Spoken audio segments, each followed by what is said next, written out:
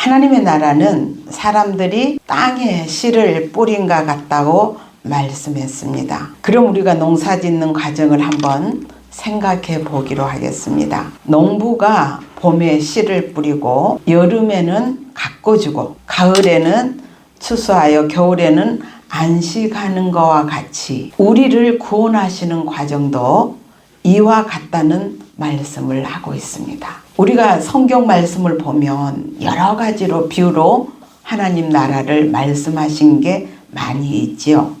그 중에서 농사 짓는 원리를 가지고 우리들에게 천국을 비유로 말씀하셨는데, 우리는 이 구원의 과정을 생각해 보면은 농부가 씨를 뿌릴 때 밭을 먼저 잘 일구어야 되겠죠. 최선을 다해서 참 옥토를 만들어서 씨를 뿌리듯 하나님께서는 말씀으로 우리 마음밭에 심어서 잘 다듬어서 잘 자라기를 바라신다는 거예요. 우리 마음밭이 말씀을 받아도 우리 마음밭이 정리가 되지 않으면 하나님 말씀을 우리 마음밭에 심겨질 수가 없어요. 농사도 우리가 지을 때 땅을 잘 가꾸고 일구어서 거름 모든 것을 한 다음에 씨를 뿌려야 씨가 나서 자랄 수가 있듯이, 우리 영적으로도 하나님께서도 우리를 마음밭에 말씀으로 심어서 하나님의 말씀으로 심어 우리 마음밭에 잘 심겨지기를 원하시는 거예요. 심었을 뿐 아니라 우리 마음밭에 그 말씀으로 뿌리가 내릴 때까지 하나님께서는 우리 마음을 잘 다듬어 주신다는 것. 그래야 하나님의 말씀이 우리 마음밭에 잘 심겨져서 많은 열매까지 간다는 거예요. 그래서 우리가 이 히브리서 10장 22절에 보면 우리가 마음의 뿌림을 받아 악한 모든 양심의 모든 것을 벗어버리고 몸은 맑은 물로 씻어서 참 마음과 온전한 믿음으로 하나님께 나아가자고 말씀하고 있어요. 신앙생활이라는 거는 우리가 말씀 듣고 교회에 왔다 갔다 하는 것이 아니라 우리의 삶 속에서 생활까지 이 말씀을 적응해서 우리는 삶을 살아야 한다는 거예요. 다른 어떤 종교에도 생활이라는 게 없어요. 신앙생활이라는 게 없어요. 우리 기독교에만 신앙생활을 해야 된다는 거예요. 이게 하나님께서 바라시는 뜻이라는 거예요. 씨를 뿌렸다 해서 끝나는 것이 아니라 여름이 있어요. 그죠? 여름이 있고 여름에는 많은 태양빛이 얼마나 뜨겁습니까? 동시에 장마로 인해서 많은 피해를 입을 수 있고, 또한 태풍과 가뭄의 시련 속에서 굳굳이 그래도 만물은 자라듯이 우리가 신앙생활 할 때에 많은 어려움이 겪기 마련이에요. 생활 속에서 참 부딪히는 것마다 힘든 과정들이 다 있어요.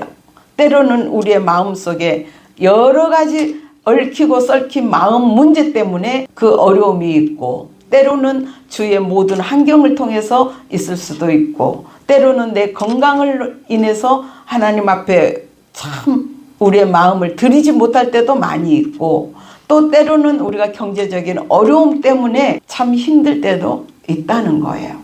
이거를 우리는 다 극복해야만이 하나님의 자녀의 반열에 서서 하나님 믿음으로 살아가는 신앙생활을 할 수 있다는 겁니다. 정말 우리가 뜨거운 여름을 다 겪고 나서 충실한 가을이 되죠. 열매가 풍성하게 익을 때까지 쉼없는 시련과 아픔과 고통이 따른다는 거예요. 우리 신앙생활 하는 과정. 그러나 우리는 어떠한 어려움 속에서라도 모든 것을 극복해 나오는 이 만물과 같이 우리의 심령도 그러한 삶으로 이루어 가야 된다는 거예요.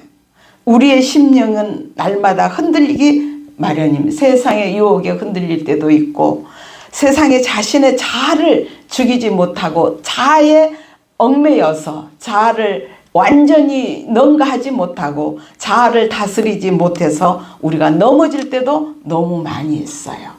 그러나 하나님께서는 그러한 모든 자신을 날마다 나를 쳐 복종시키라는 거예요. 그래야 하나님의 사람으로 우리가 변화되어 하나님의 쓰실 수 있는 하나님의 자녀가 된다는 거예요.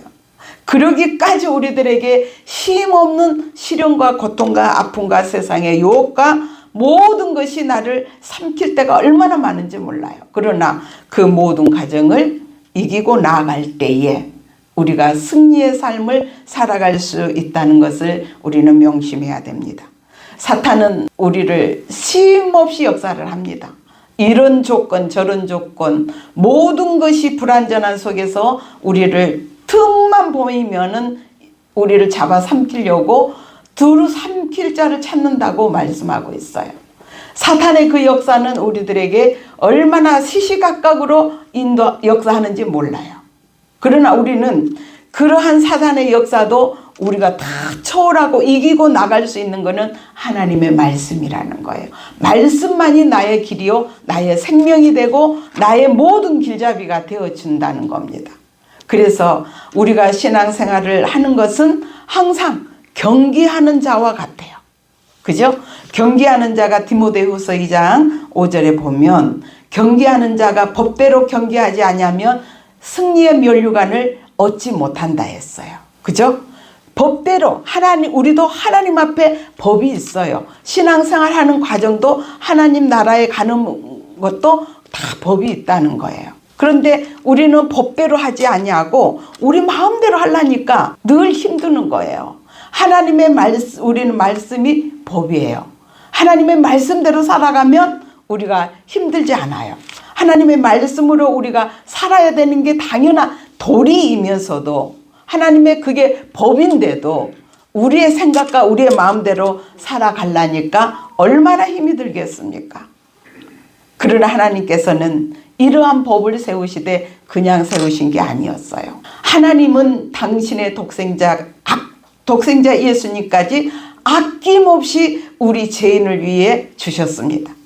로마서 5장 8절에 보면 우리가 죄인 되었을 때에 그리스도께서 우리를 위하여 죽으심으로 하나님께서 우리에 대한 자기의 사랑을 확증하셨다 했습니다. 하나님께서 예수님의 죽으심으로 하나님이 우리를 사랑하신 것을 확증하셨다는 거예요. 하나님이 우리를 얼마나 사랑하셨는지 우리는 알지 못하니까. 그죠?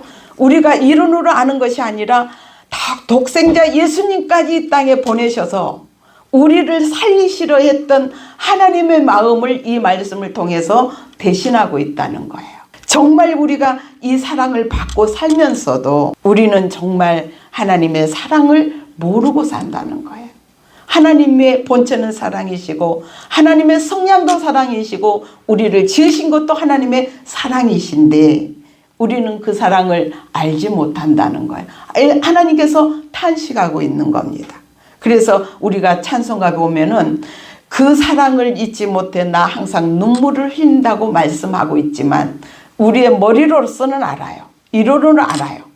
그러나 우리가 삶 속에 이 사랑을 우리가 전파시키지는 못하고 있다는 거예요. 그러나 하나님께서는 우리들에게 이러한 사랑을 흘려보내라고, 이러한 사랑을 많은 사람들에게 증거하라고 우리들에게 먼저 깨닫게 하신 하나님의 마음을 우리는 읽어야 됩니다. 우리가 부모의 마음을 어떻게 합니까? 부모의 모든 행실로 우리는 부모를 알듯 하나님의 모든 말씀으로 이렇게 나타내셨는데도 불구하고 우리는 우리의 생각과 우리의 마음대로 살 때가 너무나 많다는 거예요. 그래서 우리 자신들이 이 말씀의 깊이를 알지 못함으로 하나님이 영광의 주를 우리가 십자가에 못 박아놓고도 그 사랑을 아직도 깨닫지 못하기 때문에 하나님께서 자기의 그 하나님이 우리에 대한 사랑을 확증하신 그 보혈의 피, 그게 우리의 영원한 구원의 길을 열어주셨습니다. 사랑하는 여러분, 우리는 신앙 안에서 한 피바다 한 몸 이룬 형제 자매입니다. 그렇다면 우리는 어떠한 삶을 살아야 할까요? 봄에 씨를 뿌려서 가을에 여름에는 그 모진 풍랑을 다 겪고 가을에 충실한 열매로 우리는 하나님 앞에 드려야 됩니다. 그렇다면 우리는 어떠한 삶을 살아야 될까요? 우리 소수의 무리지만 여기에서라도 진정한 하나님의 사랑을 이루어서 흘러보내야 되지 않겠습니까? 저와 여러분의 사명인 것입니다. 하나님께서 우리에 대한 하나님의 사랑을 우리들에게 주셨기에 우리도 그 삶을 살아서 우리가 추수해서 많은 알곡을 곡간에 들여서 겨울에는 안식하면서 누리면서 살잖아요. 우리가 이걸로 끝나는 것이 아니라 우리는 하나님 앞에 영원한 안식에 들어갈 때에 안식한 그곳은 영원히 목마르지도 아니하고 아픔도 고통도 없는 그 세계에 우리는 함께 참여한 자가 돼야 되지 않겠습니까?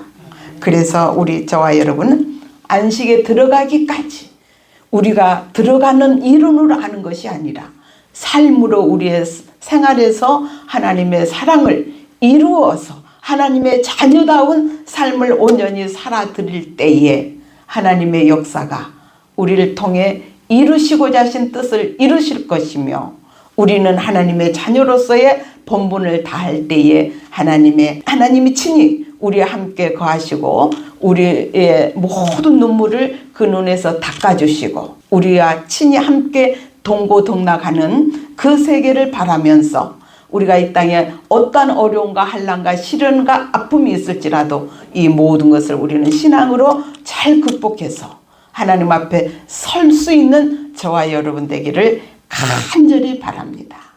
그러한 삶을 우리는 온전히 이루어가는 저와 여러분 되시기를 간절히 바랍니다.